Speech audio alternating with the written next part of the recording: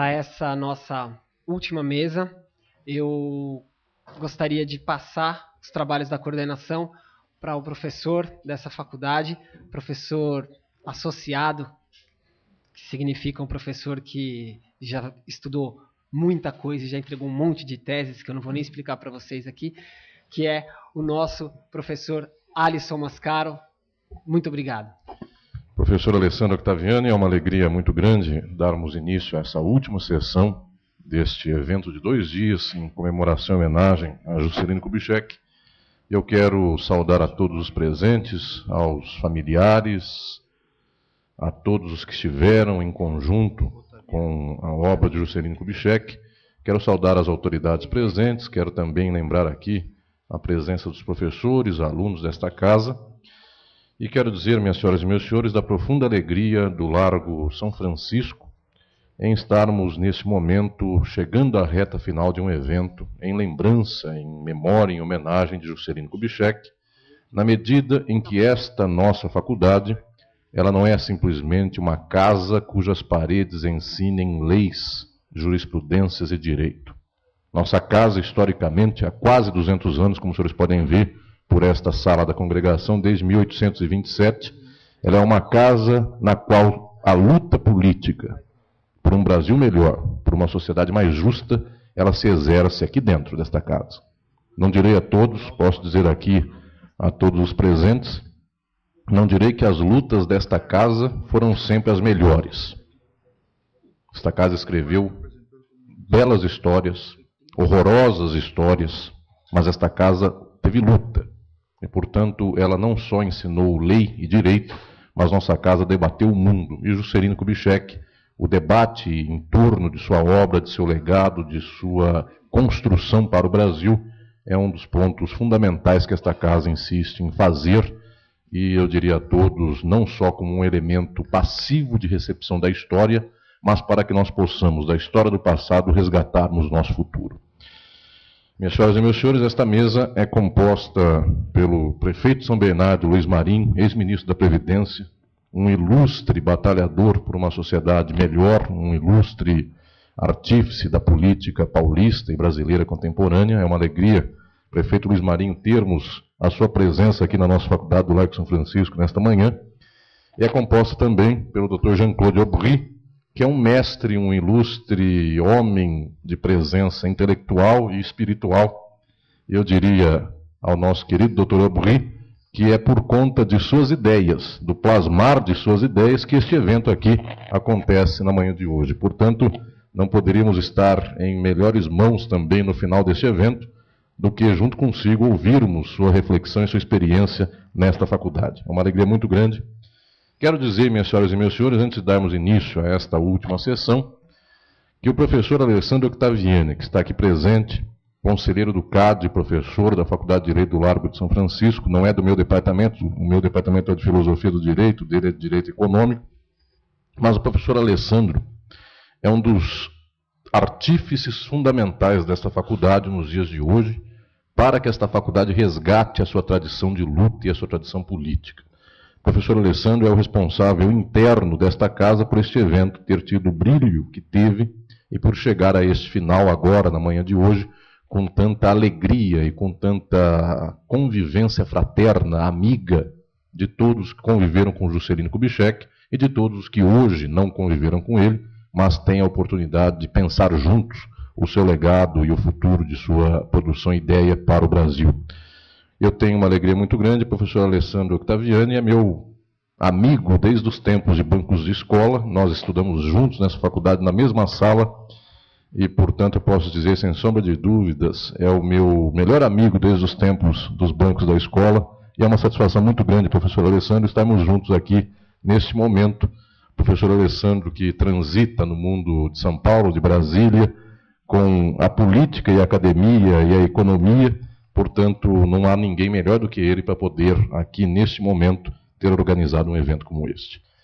Minhas senhoras e meus senhores, é uma alegria chegarmos a este último momento deste evento em homenagem a Juscelino Kubitschek. E sem mais demora, eu passo a palavra ao nosso prefeito de São Bernardo, Luiz Marinho, para que venha a fazer a sua fala. Lembrando, prefeito, que nós temos aqui simplesmente a constituição do tempo. Então, o tempo é breve, mas é uma alegria tê-lo conosco e ouvirmos as suas palavras nesse momento.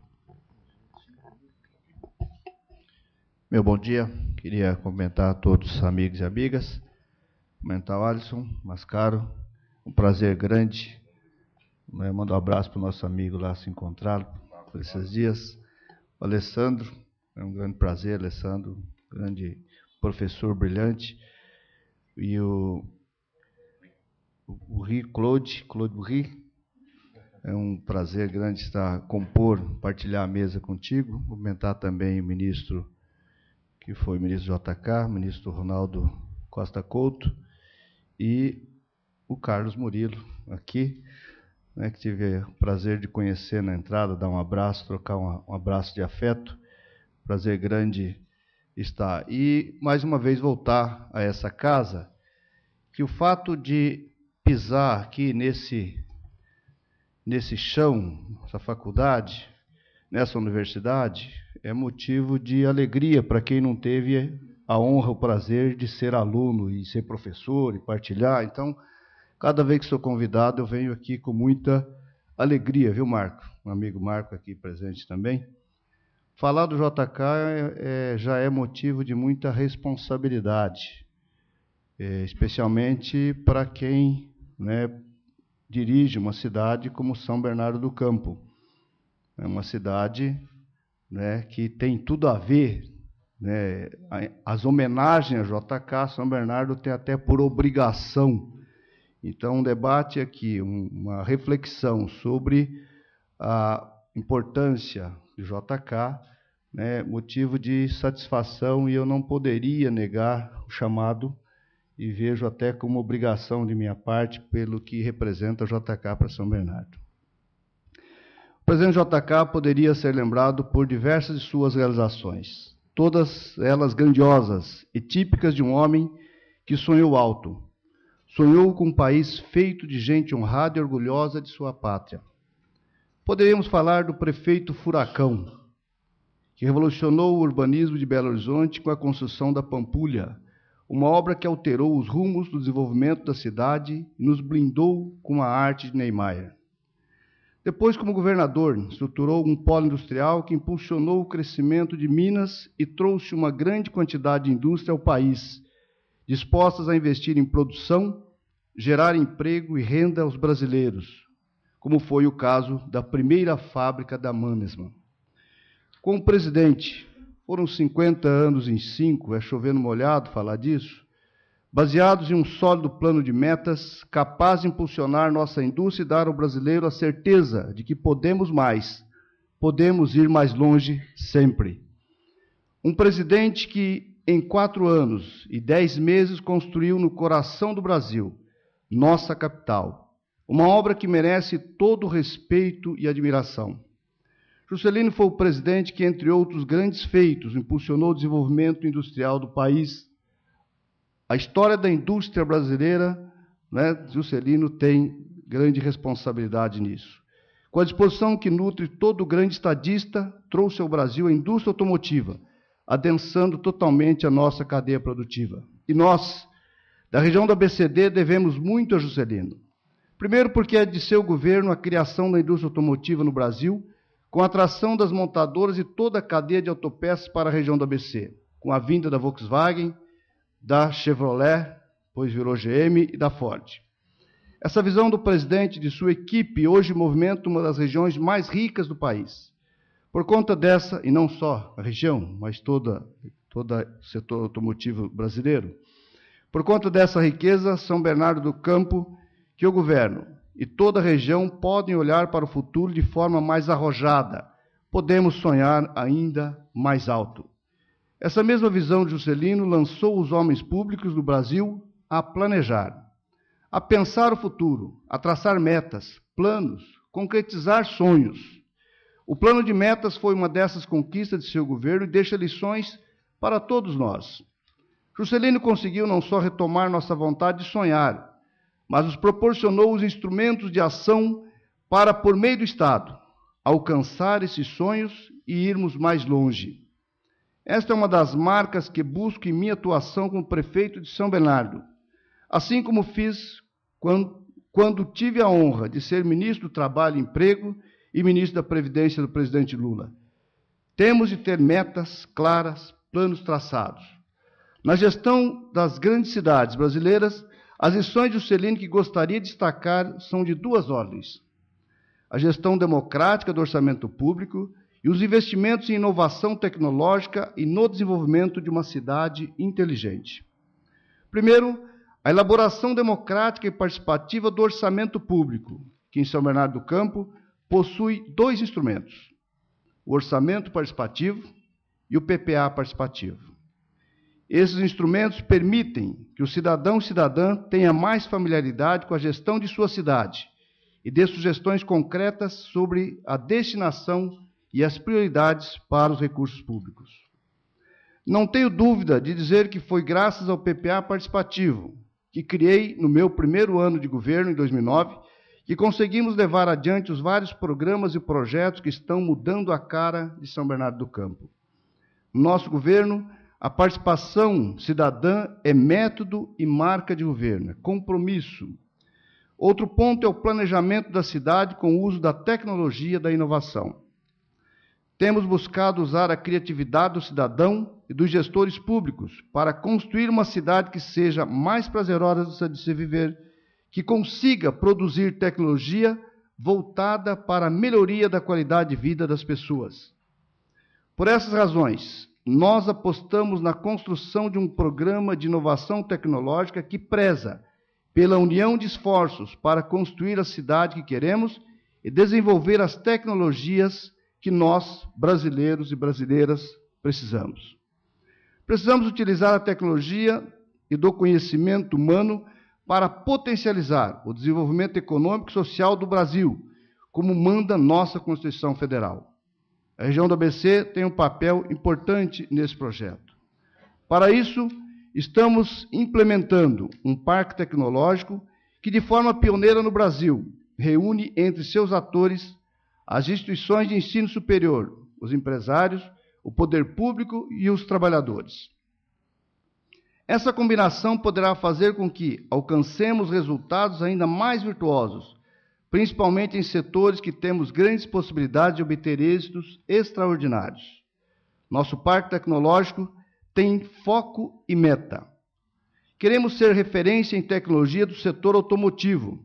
Queremos desenvolver tecnologias estratégicas para o nosso programa de defesa e contribuir com o desenvolvimento de todo o mercado brasileiro de petróleo e gás. No município, o pensamento e a política não podem ser diferentes. E os meios que possibilitam esse investimento já estão dados. Aplicar, usando o máximo de nossa criatividade e imaginação institucional, os instrumentos que estão à nossa disposição, como a Lei de Inovação, a Lei do Bem, o nosso poder de compra, as encomendas tecnológicas, as leis municipais de inovação. Cada um tem o seu papel no nosso desenvolvimento. As empresas precisam assumir mais riscos, utilizar os instrumentos disponíveis, buscar crédito e ficar de olho nas novas oportunidades que estão se abrindo a cada dia. As universidades, por sua vez, devem se capacitar ainda mais para fazer do desenvolvimento de projetos uma rotina acadêmica. Com a quantidade de dinheiro disponível para investimentos em pesquisa em áreas como petróleo e gás, esta pode ser uma excelente oportunidade de reestruturar a forma de se relacionar com a sociedade, se aproximando dos meios, se aproximando dos seus problemas e dos desafios tecnológicos que enfrentamos. O poder público deve aperfeiçoar cada vez mais seus instrumentos, fazer uso do seu poder de compra para fomentar o desenvolvimento tecnológico nas empresas e incentivar a indústria nacional. Nosso programa pretende reunir os esforços de forma um pouco mais orientada, organizando os focos e definindo prioridades.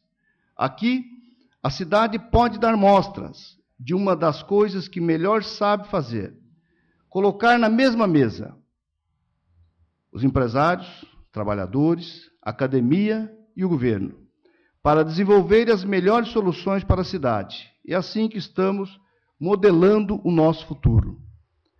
Pela grandiosidade da obra de Juscelino e de seu legado, nós devemos olhar para a nossa história e sentirmos orgulho do presidente que sonhou alto e tinha objetivos, e fazer o mesmo com as nossas vidas. É com atitudes como essa e homens como JK que construímos uma grande pátria. Então, eu queria terminar dizendo que o JK, para a nossa cidade, para a região do ABC, em especial, nós temos uma vinculação, até porque nossa cidade, ela tem, na indústria automotiva, na indústria como um todo, o seu grande dia a dia, seu grande passado, presente e futuro. É evidente que outros desafios aparecem, como a chegada necessária da indústria do entretenimento, da indústria do conhecimento, da indústria do comércio, os grandes shoppings, as grandes praças de comércio. Tudo isso vai tomando pedaço da economia local. Ou seja, vai completando para que as pessoas não precisem se deslocarem tanto para fazer as suas compras, atender às suas necessidades. Mas a indústria é, sem dúvida, o grande motor do desenvolvimento da nossa cidade, da nossa região. E há muito tempo, muitos diziam que nós deixaríamos de ser uma região industrial e passaria a ser plenamente uma região de serviço. Eu sempre contraditei isso há 20 anos atrás, 20 e poucos anos atrás, e dizia: nossa região ganhará muito investimento no setor de serviço, investimento tardio e necessário, mas a indústria continuará forte, e tem tudo para continuar forte por muito tempo, até pela sua localização geográfica. Nós estamos numa localização geográfica privilegiada, né, entre a capital, São Paulo, principal mercado de consumo, e o Porto de Santos, que, sem dúvida nenhuma, é o nosso grande motor do desenvolvimento, o maior porto da América Latina, a constituição das ferrovias, retomando um processo de construção de ferrovias e as rodovias, porque passam na região, portanto, um local bastante privilegiado para a continuidade da presença da indústria, apesar de um custo um pouco maior do que nas outras regiões, mas o diferencial da tecnologia, do conhecimento e da competência da mão de obra que existe na região, casado com a localização geográfica, compensa esse diferencial de custo. Portanto, essas seriam minhas palavras nesse dia aqui. Espero ter correspondido, mesmo que seja em parte, à expectativa. Obrigado.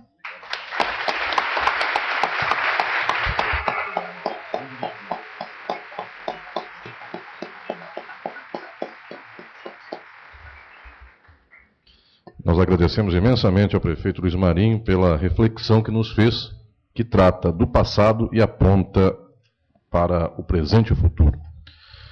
Passamos a palavra ao Dr. Jean-Claude Aubry, que nos dá agora a alegria e a grande honra das suas reflexões.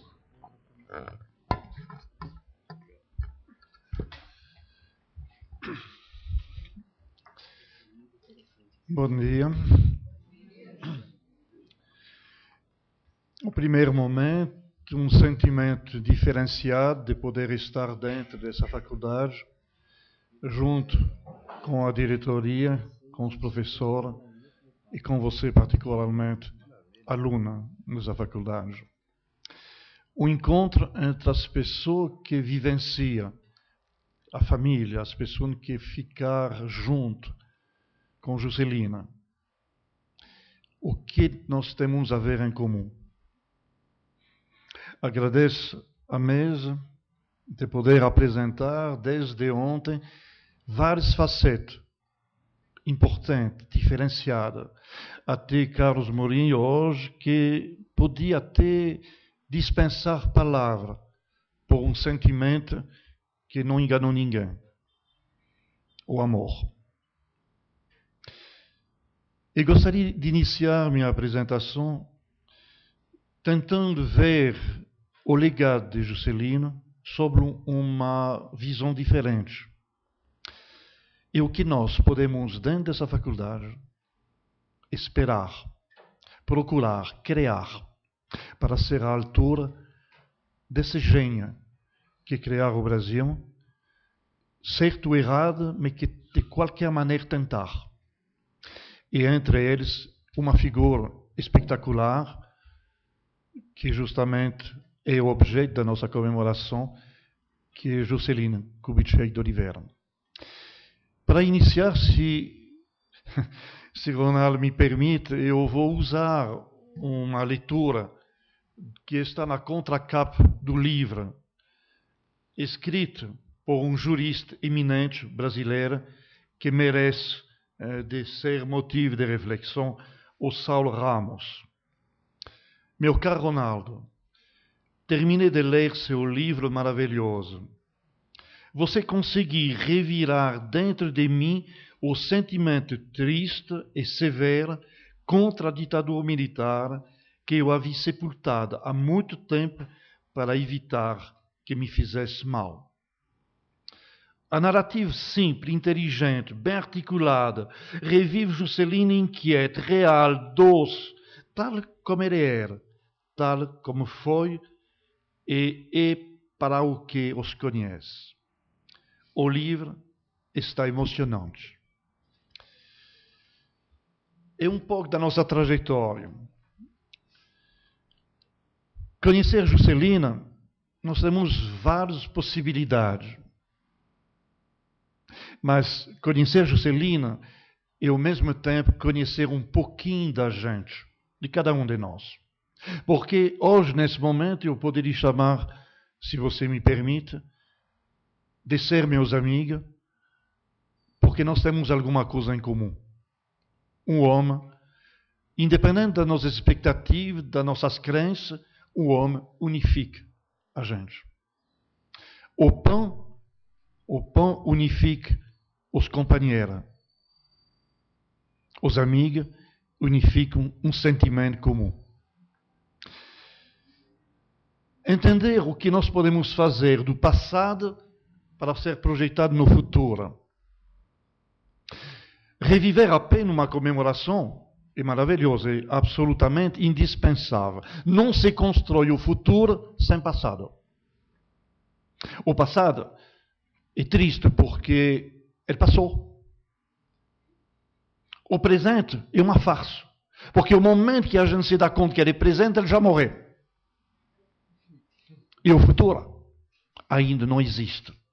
Ele será o que nós faremos dele. E por isso, meus amigos, que você está dentro dessa faculdade, para você se preparar a ser os gigantes que serão capazes de construir o que nós tivemos competência para isto. Entender Juscelino e o que nós temos a fazer para poder tirar o melhor dessa herança. Não apenas uma lembrança, não apenas uma forma saudosa, que é importante, mas o que a gente vai tirar do essencial que vai poder ser projetado dentro da construção do futuro. Em todo lugar do mundo existem algumas regras, alguns processos. E às vezes, no Brasil, por alguns motivos até compreensíveis politicamente, essas regras são desconhecidas. Não totalmente. Por exemplo, nós estamos dentro de uma faculdade diferenciada. Bastante diferenciada. O Ministério da Educação descobriu uma equação que é a única faculdade do Brasil onde os alunos são apegados às suas paredes. Estranho. Não, mas é 1827. O que tem nessas paredes que é diferente? Existe alguma coisa, sim, que é diferente. E tem razão. Essa alguma coisa, às vezes, a gente não sabe expressar, não entende, mas a gente sinta. No caso, eu gostaria, se você tivesse um pouco de paciência, de levar você dentro de uma história maior, a história do mundo. É preciso entender. Porque se não tem entendimento, a gente vai viver igual aos automatismos. Que uma evolução se processa tanto no nível individual, no nível pessoal, do que no nível coletivo, social ou política. Que é como se constrói uma identidade nacional. E, por exemplo, nesse momento, a gente procura essa identidade. O que é o Brasil? O que é o brasileiro? Talvez Juscelino teve a arte de dar uma resposta que interessou, que apaixonou muita gente. E isto é necessário a fim de detectar o sistema de procedimento, de aproximação, para ser adaptado. Porque, de novo, tem que pensar que nenhum sistema que ocorrer, nenhuma ideia, nenhum procedimento, jamais poderá servir uma segunda vez. Não se procura ver o que acontece no mundo para tentar aplicar aqui. Vai ter que inventar. Juscelino foi muito bom para inventar. E se você puder pensar que a gente vai poder repetir Juscelino, procuramos outro Juscelino, não vai servir. Vocês vão ter que inventar alguma coisa de novo, de jamais usada em qualquer lugar. Essa criatividade necessária é sempre única por uma realidade específica e encontrar o rumo o mais adequado de uma nova realidade, quer seja em todos os níveis do micro ou do macrocosmo. É frequente considerar na filosofia comum que se precisa de uma revolução para fazer alcançar uma grande mudança significativa. Numa sociedade bloqueada, porém, uma revolução, como ele representa na sua palavra latina, revolvere, quer dizer girar. Significa que sempre a gente volta no ponto de partida. Uma revolução, mais tarde, fará que o antigo sistema combatido se retornará na presença, nos acontecimentos. É interessante, porque nossa crença é pensar que a mudança passa através da revolução. E talvez teria um pequeno acréscimo, mas não muito grande. Precisará de alguém que utilize isto para poder tirar o benefício real ao nível da sociedade. Uma revolução sempre constrói a sua contra-revolução. E assim se prossegue a 180 graus até a destruição das dualidades, dos antagonismos que as representam. O contrário, dentro do latim evolvere, da onde para nós é a palavra evoluir, não se parece mais como um círculo fechado, mas como uma espiral livre de absorver o espaço desconhecido ao seu redor, mais ou menos amplo, mais ou menos veloz. Juscelino era um adepto incondicional da evolução. Ele queria transformar o Brasil e também a América do Sul. E por isso ele foi considerado suspeito pelos conservadores, tanto da direita que da esquerda. Ninguém conseguia se identificar. O ponto de identificação era a ação. Era o resultado de um sentimento que nascia dentro da cabeça e dentro do coração de cada brasileiro. De repente, durante o período de 4, 5 anos, miserável. Miserável? Não. Porque nesse momento, cada homem lá no fundo da Amazônia estava orgulhoso de ser brasileiro. A gente chegou até a nacionalizar Deus como o primeiro cidadão do país. Juscelino era capaz de respeitar qualquer filosofia política que usaria e que aplicava até qualquer sistema a partir do momento que era eficiente e chegava a poder aplicar de forma construtiva as suas metas. Ele nunca desistiu de encontrar uma solução. Ao mesmo tempo doce, ao mesmo tempo inflexível. Ele não desistiu, porque existia algo acima de tudo. Ele não era interessado para ele, pela opinião que os outros teriam dele. Ele era interessado, apaixonado pelo Brasil. O Brasil era sua meta. Ele tratava o Brasil como um filho, como um amante, como um ser. E ele queria que esse ser pudesse se abrir, se desenvolver, pudesse existir, pudesse ter orgulho. A expansão foi um dos elementos que mudou a estrutura política juscelina. Expansão profissional, social, econômica, intelectual, religiosa, guiada por metas ativas e claras. extremamente concisos de um governo executivo que as aplicava por si mesmo em prioridade. Não existia um discurso para os outros e uma maneira de ser por si mesmo. Não existia esconderijo. Estava claro.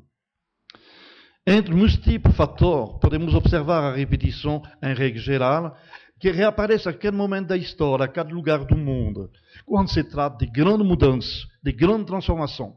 Porém, para isto acontecer, precisará que os homens envolvidos e que almejam essa mudança aceitem, antes de tudo, de se superar ao nível pessoal, ao nível coletivo.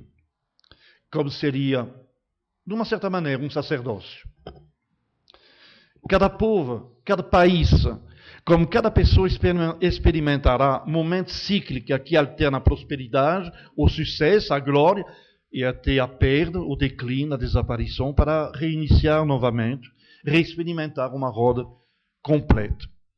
Com frequência, a história mostra diferenças marcantes entre os países e as culturas, mais ou menos radical, lento, rápida, e é óbvio que na ausência desses fatores, antecipa o declínio dessa cultura nascida desde que a dualidade do apogeu foi alcançada. Se observa um ponto de partida dessa evolução, e sempre essa evolução através do mundo acontecer a partir de um homem. Que seja ao nível religioso, ao nível político, ao nível cultural, ao nível qualquer. Tem um homem. Um homem audacioso que vai desafiar as regras da época, ele vai ser inovatório, ele vai surpreender, ele vai até deixar uma sensação de insegurança por um certo tempo. E vai ter interferência em todos os aspectos da vida. Esses processos não são calculados. Eles não são estabelecidos por marqueteiro, nem por conselheiro política.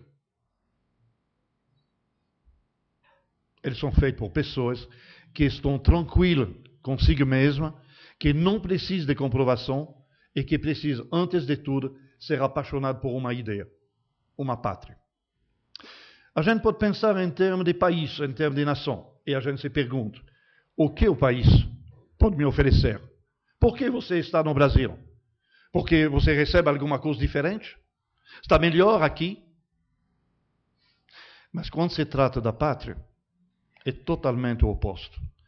Um outro JK, fenomenal, também da história, escreveu um dia uma frase que a gente deveria se lembrar um pouco mais frequentemente. Não se pergunta o que a pátria vai te dar. Pergunta-se o que você tem a oferecer para ele. E a pátria, gente, a pátria exige tudo. E ele não dá nada. Ele exige seu sangue, sua vida, sua inteligência, tudo. Ele não dá nada em retorno. Apenas o sentimento que você faz parte de alguma coisa, de uma energia que é maior. É fácil de se lembrar a era vitoriana. Por quê? Por causa da rainha Vitória. É fácil de se lembrar da era Ming, não apenas por causa de um vaso, é por causa de um imperador do mesmo nome. Carlos Magno mudou radicalmente o conceito social medieval, mesmo que seus filhos logo depois acabaram de destruir tudo. Que não se lembre de Luís XIV admirando uma arquitetura do imóvel, uma etiqueta de comportamento, uma poltrona, um estilo próprio da época, ou ainda um castelo chamado Versalhes, cuja modernidade reside no fato de neutralizar a nobreza sempre com uma afronta oferecida ao poder real, ocupando o poder da aristocracia com as artes, literatura, pintura, escultura, festa interminável. Tudo isto e muito mais era chamado do estilo ou da era Luís XIV. Muitos outros. Eu não posso colocar para você porque eu vou estar aqui amanhã. Vou ser penalizado. Mas, se a gente observa a história do mundo, é fantástico. Todos os outros seguem a mesma regra. Que seja Napoleão, a era amiga, o Habsburgo, a era do César, Karl Marx, Mao Tse-tung, Washington, não importa. As ideias, o procedimento que era usado, vai ser aplicado o mesmo processo. Todos eles permitiram uma transformação profunda, inovatória, encontrando a confiança e o espaço para permitir que a maior das inteligências do país pudesse se manifestar. Nós também, me desculpe, se você não tem essa percepção, nós também no Brasil temos uma era. Temos, inclusive, vários eras. Atrás de mim, Dom Pedro. Você pode pensar que ela é arcaica, porque a gente tem uma Constituição aqui que é bem um pouquinho velha, tá? Mas sem ela, a gente não estaria aqui. Não é, se não foi feita outra coisa, não é por culpa dele, porque essa aqui na época era inovatória. Se Dom João VI não tivesse chegado aqui, graças a um fato psicológico, se chama o medo de apanhar de Napoleão, ele não teria trazido aqui a estrutura de um país. Porque a gente deve a Dom João VI o fato que o Brasil se tornou um país no lugar de ser uma colônia. A estrutura colocada por Dom Pedro I, mesmo que ela estava preocupada a fazer pesquisa de calcinha, sabe? Negócio comum, mas ele sabia escolher as pessoas que dirigiam o país. Dom Pedro II, muito, esquecida, é o primeiro que levantou o acervo brasileiro, tanto da fauna e o viajante que respirava o Brasil. Ele foi esquecido, deixado de lá. Todos eles construíram. Sem ela, a gente não estaria aqui. E se nós não temos capacidade de reverenciar, não o que ele não fez, mas o que foi feito, a gente não tem futuro. O nosso futuro é indefinido. Não encontra suas raízes. O passado só serve a isto. Não serve a mais nada. Não é para repetir. Não vai ter mais Dom Pedro II. Acabou. Terminou. Vários momentos em que o Brasil destacou da sua história um interesse patriótico. Existe, nesse momento, na nossa rota mental, a era Juscelino Kubitschek. É isso que o Brasil, nesse momento, tem que aprender. Para alguns autores, a Bossa Nova é associada a JK, não foi chamado do presidente Bossa Nova. Mas para a grande maioria do jovem, particularmente, Tom Jobim, a sua excelência Vinícius de Moraes, Menescal, são os artistas que iniciaram essa forma renovada de música, 100% brasileiro. Os reconhecimentos da genialidade dos músicos que cativaram o mundo lhes são atribuídos inteiramente, ignorando que esse estilo de música foi o resultado de uma era de respeito, de liberdade, de ousadia a criar. Era a era JK. A COP de 58 sagrou um homem rei, mas essa coroa é filho da era JK. E jamais será vergonha, em nenhum momento, desmerecedor reconhecer que JK está acima do rei. Ser rei na era JK é uma honra que poucos poderão atingir por ter conquistado uma bola no pé a atenção do mundo. Zagallo, Garrincha também são frutos da era JK. A transformação de um Brasil medieval e rural, antiquado, para um Brasil novo, materializado por indústria, estrada, hidroelétrica, petróleo, construção naval e tudo que foi já colocado nessa mesa, centralizando a nova capital do país no centro do Cerrado, permitindo que todos os estados, todos os brasileiros se tornem mais perto do coração da decisão e do poder. E não ser nunca mais sequestrado por alguns cariocas, querendo, dominar a política da época e considerando que, encurralado na Baía de Guanabara, a gente podia ter uma visão completa do país. Observa a dificuldade de gerenciar o Rio de Janeiro. Em todo o sistema, em termos de epidemia, das favelas, e você quer que esse seja a capital? Se não consegue nem se gerenciar sozinho. Ninguém jamais contribui a realizar metas 30 das 32, mais uma, Brasília, apontada e entregue no fim do seu mandato. Essa é a RJK. A construção de Brasília, em pouco menos ou mais de 4 anos, colocando um estilo arquitetônico ambiental única, define a arquitetura de Le Corbusier, um visionário de uma sociedade que ainda não existe e que será carimbada como a RJK. O estilo único de uma sociologia profunda e inovador, sem dúvida, muito adiantada e muito coerente pelo grande e discreto Lúcio Costa, que por ele mesmo devolveu essa façanha inacreditável por ser naturalmente da RJK. Portinari, com suas confusões teológicas entre lobos e cachorros, manifesta no vitrail da Pamplune a RJK. Sabe, o milagre que os lobos se tornam cachorros.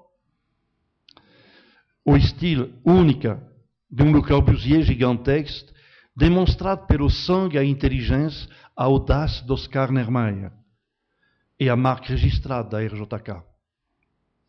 Os engenheiros que desafiaram o conhecimento, que ultrapassaram o que era conhecido, e resolvendo, atingindo mentes como um Israel Pinheiro, um Bernardo Saillant e centenas de outros, que superaram as crenças da época e conseguiram inventar uma nova engenharia para construir uma cúpula parlamentar, uma coluna de cabeça para baixo, para abrir a floresta, para espalhar o asfalto, superar os rios, os lagos, para jogar ponto do progresso, com a certeza que precisava esquecer o limite para atingir a meta sagrada dentro de um prazo que era a imagem da RJK.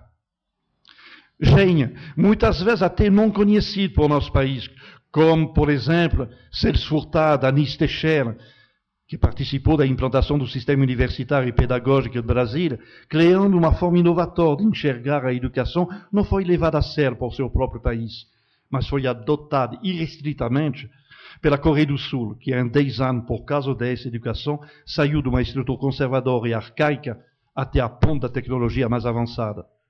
Aqui mesmo, jogando fora, é a RJK. Os novos baianos, Caetano, Milton, Betânia, Vandré, Baden-Powell e Juca Chaves e muitos outros, estão todos envolvidos na RJK, que foram obrigados a se projetar sem hesitar no exílio indigesto, no período da perseguição à JK, sendo todos eles associados, proprietários de uma liberdade inaceitável e desobediente, militarmente, numa época criativa que, infelizmente, foi muito curta. Vários políticos são fruto da RJK.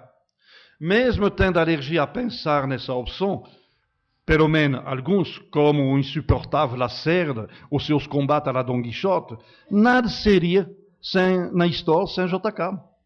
Jango, radical, convencido e vermelho, até Jânio, torturado populista, nem seria oportunidade de ser notada pela posteridade se não fosse dentro da RJK. Fernando Henrique Cardoso, Brizola, Arlai e Lula são políticos que aprenderam a sonhar muito longe por causa da RJK. Sem encontrar limites, porque era possível nessa época. Ele foi intimado militarmente a renunciar ao espaço conquistado por ser injuriante, na estreiteza, muitas vezes contida no aperto no exílio, por uma vacina que nem a anistia será capaz de curar totalmente. Quem imaginaria que Castelo Branco, Costa Silva, Mediz, Kaiser e até Figueiredo, que deve respeituosamente os seus nomes na história do Brasil, somente e apenas por causa de Juscelino. Mesmo que os militares tivessem reagido a um risco político que ele considerava perigoso, que representava os seus políticos do momento como Jango, eles são fruto da RJK. E isto será a maldição que eles levarão pelo resto da eternidade. Quantos brasileiros descobriram que o Brasil é o melhor país do mundo? Isto foi a RJK. Os mais religiosos chegaram a ter a nacionalidade de Deus com o passaporte brasileiro. O orgulho de fazer parte enchia o peito e nada parecia impossível. Aonde tudo, até entretanto, é pouco possível, e isso levou muitos e muitos atrás dos candangos a ser marcado pelo selo da RJK. Como Akhenaton, César, Luís XIV, a Reina Vitória, o Tsar da Rússia, todos eles foram acreditados por construir cidades, monumentos, transformação, porém nenhum deles pegou a colher de pedreiro, realizou qualquer poema ou encontrou qualquer solução em laboratório científico. Mas eles fizeram mais, porque permitir que os outros pudessem fazer, acompanhando, incentivando, muitas vezes financiando projetos utópicos que ninguém sensato acreditava na época. Eles eram a ponte e o ponto de referência, o ponto de partida. Quando observamos a história de Juscelino Kubitschek de Oliveira, presidente do Brasil, ele preenche radicalmente todos os requisitos. E nós, cidadãos, de observar a nossa falta de não ter devolvido para ele esse crédito a tempo. Genial e caríssimo Oscar, você está em dúvida, meu amigo, em dívida, desculpe, meu amigo. E pela paz da sua vida eterna, apenas deveria reconhecer que sem Juscelino você seria um desconhecido. Sem Le Corbusier, você estava sem ideia criativa. Sem Estrada de Pinheiro, você estaria sem poder realizá-la. Sem Lúcia Costa, você não teria espaço para mostrar ao mundo seu talento. A honra que de direito agradece sempre o que faz, porque o reconhecimento é somente fazer justiça a seu país, que você, acima de tudo, afirma, com razão, amar. Juscelino nunca reclamou ser fundador de qualquer era, e só pensava na grandeza do seu Brasil. Entretanto, o silêncio do povo grita a injustiça e o desrespeito. Como nesse momento, o povo pode pedir respeito hoje dos seus governantes, se os seus avós, seus pais, não souberem entregar esse respeito aqui de direito. Vocês estão aqui dentro de uma faculdade. Nós estamos junto com você. Porque nossa expectativa é que se encontre aqui o fermento que fará a diferença da manhã. Muitas vezes as pessoas acreditam que a faculdade é para aprender uma profissão. E não é. A faculdade, meus amigos, é para se adequacionar à imensidão do universo.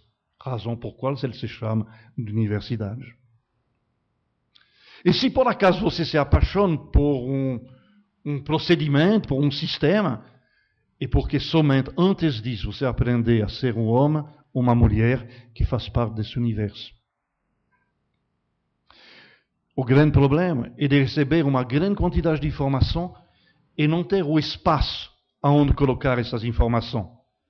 A necessidade da formatação humanista dentro da faculdade é o primeiro elemento que permitirá conservar, ampliar, encontrar no seu doutorado uma riqueza maior de juntar 2 ou 3 ou 4 ou 10 ideias geniais e encontrar um laço inédita, nova, que você conseguir colocar seu dedo, sua inteligência e seu saber. A faculdade, nesse momento, precisa de encontrar sua identidade. Muitas vezes a gente se perde porque a gente pensa que porque deveria ser mudado tal ou tal coisa. Não. Deve ser aprender uma identidade e fazer que essa identidade se altere e cresça. Nunca por merecimento, sempre por conquista. Juscelino nasceu pobre.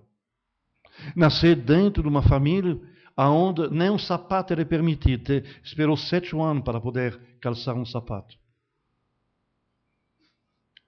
Ela aprendeu da mãe uma regra básica. Nunca se desista do que você se engajou a fazer. É pouca coisa, hein? Mas vai mudar tudo. 3 anos no seminário dos lazaristas, ele vai aprender uma coisa que muita gente nem imagina. É saber constituir uma meta para sua vida pessoal. Essa aqui é a técnica do seminário dos lazaristas, é de construir meta individual, pessoal, para sua vida.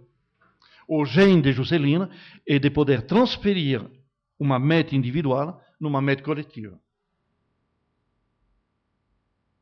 Ele não descobriu, ele não foi inventor das metas. Ele aprendeu no seminário. Ele fez a faculdade de medicina, trabalhando como telegrafista. ele sabe o preço do trabalho. É uma coisa que vai superar e que nunca ele se queixa. Ele passa a noite a trabalhar, não durma, ele chega na faculdade, ele é espertinho, ele está sorridente, E as pessoas me perguntam, como que você dorme 3, 4 horas e você está desse jeito? Ele não tem a reclamar, ele tem a criar. Ninguém vai ser um outro Juscelino. Talvez alguém possa ser até melhor do que isso. É o que a gente pode esperar. E esse alguém vai ter que sair de uma faculdade como essa faculdade aqui, especial, única, que é essa faculdade do Largo de São Francisco. Só que você tem que se preparar para isto. Através do respeito por seus predecessores, só isto. Não é grande coisa, mas faz muita diferença. Se você não consegue ter o respeito pelas pessoas que criaram o presente que você vive, você não vai construir o futuro. Juscelino, e foi recolocado várias vezes nessa mesa, respeitava a sua mãe de forma incondicional. Ele chegou até o extremo de colocar ele como intermediário celeste entre Deus e ele durante um bom pedaço da sua vida. Sem o respeito. Saber honrar os outros é uma forma de se tornar honrado.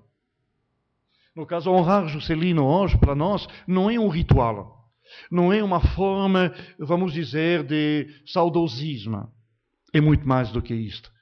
E fazer que essa honra em cada um de você, a cada um de nós, ele pudesse repercutir para que junto nós podemos criar a pátria que a gente está sonhando. Aonde a liberdade, aonde o espaço permite de fazer que os outros países invejem. Se sinta pequena, porque é a hora de mudar uma regra internacional. Existe um consenso que os países do primeiro mundo só existem no norte de uma linha imaginária chamada Equador. Você não acha que a gente deveria trabalhar para mudar essa regra?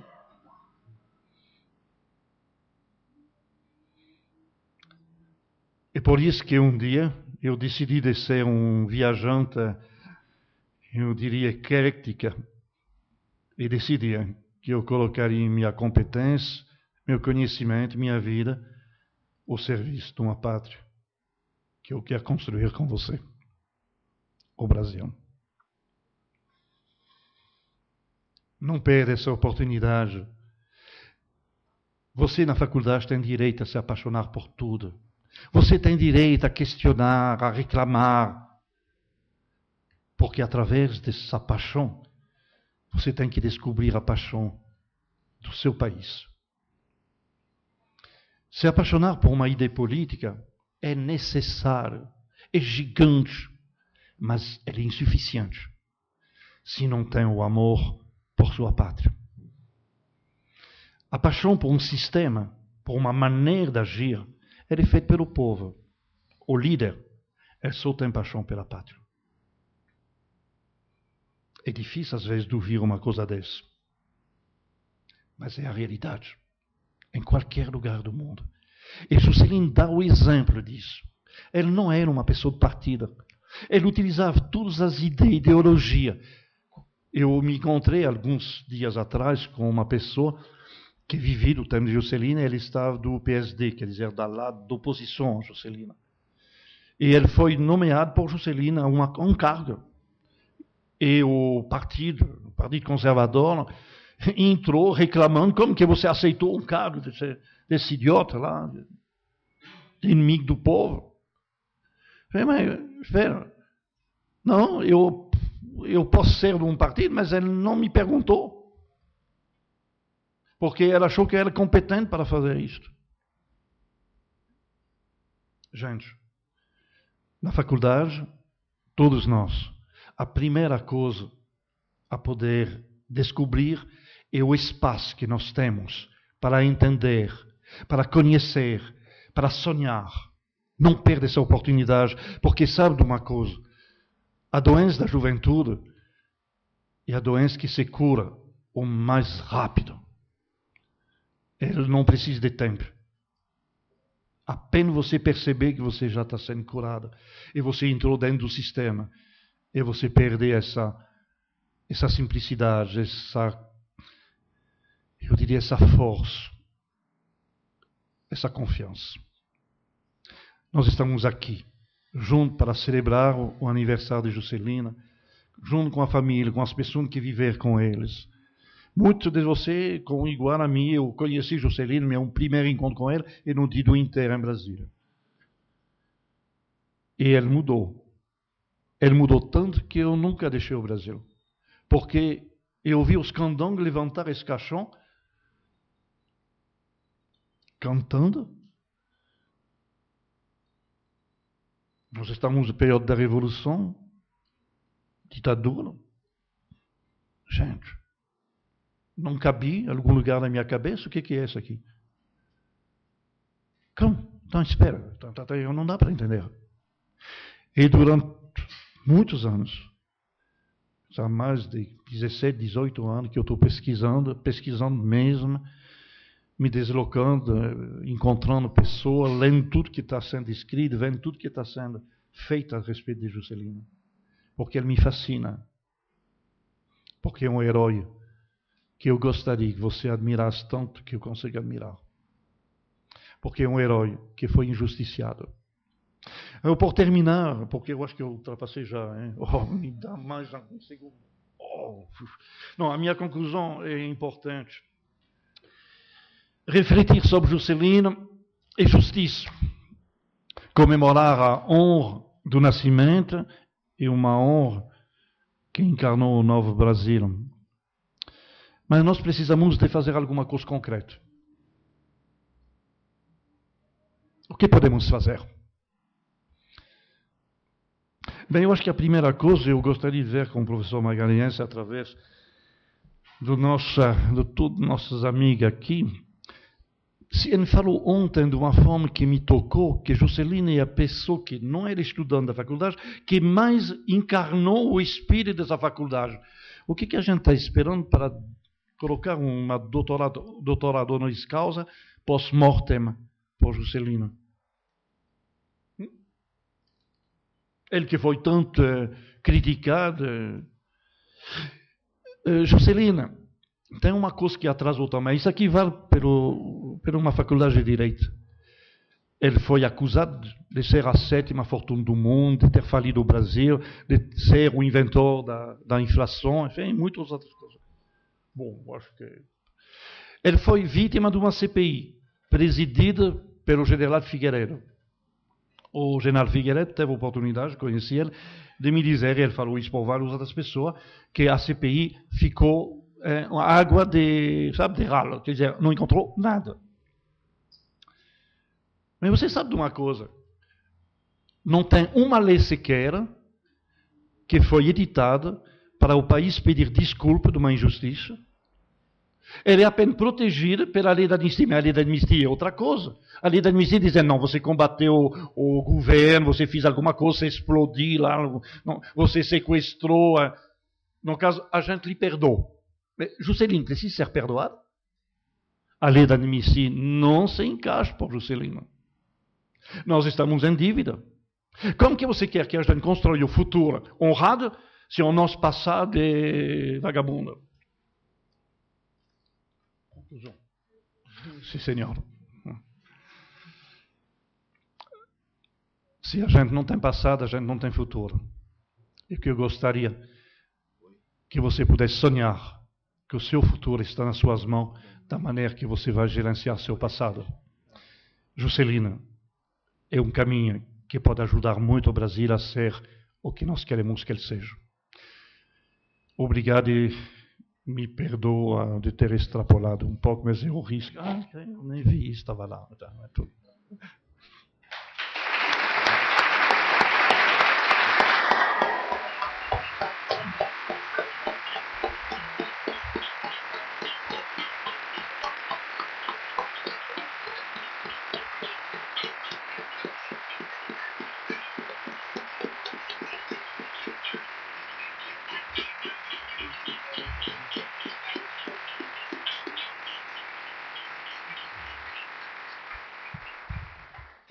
professor Alessandro Octaviani me permite dizer, é por conta do Dr. Jean-Claude Aubry que esse evento existiu e entrará para a história.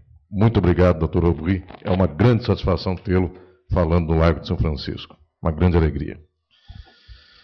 Prefeito Luiz Marinho, uma grande satisfação tê-lo nesta manhã conosco aqui na nossa faculdade. É uma grande alegria. Dr. Jean-Claude Aubry, é uma grande satisfação ouvi-lo tocando o sentimento de todos e não simplesmente dando ideias, mas acima de tudo tocando o espírito de todos. É uma grande satisfação nesse momento ouvi-lo. Dr. Carlos Murilo, Dr. Ronaldo Costa Couto, a família de Juscelino Kubitschek, todos que se encontram aqui presentes. É um especial momento este na faculdade, no qual a faculdade, que teve seus grandes acertos e grandes erros, retoma o seu passado para, em retificando sua história, construir um futuro melhor. Ao Juscelino Kubitschek está vinculada à música do peixe vivo que não pode viver fora da água fria, e que isto, de tanto ouvi-lo, em algum momento até o cansou, porque ficou profundamente associado à sua ideia. Mas, minhas senhoras e meus senhores, o Largo de São Francisco, que não é faculdade de economia para discutir simplesmente os dados econômicos do governo Juscelino, não é faculdade de geografia para discutir a relação Brasília, Rio de Janeiro e centro do Brasil, é a faculdade de Direito. Talvez seja a faculdade que, a partir destas energias, a partir desses sonhos, possa pensar que um peixe vivo teve que ser tirado da água fria injustamente. E na história da humanidade, quantos peixes vivos e belos não tiveram água para poder viver? E talvez o nosso sonho, nesta faculdade do Largo de São Francisco, seja podermos lutar profundamente para que um dia a humanidade possa ter água de beber para todos e todos os peixinhos que venham a nascer possam viver plenamente na água que será de todos. Portanto, este peixe Juscelino, que um dia foi obrigado a viver fora da água fria, talvez possa ser exemplo para que todos nós venhamos a lutar para que um dia a humanidade seja o peixe que se estenda num cardume universal e para que a água seja a água de todos. Muito obrigado.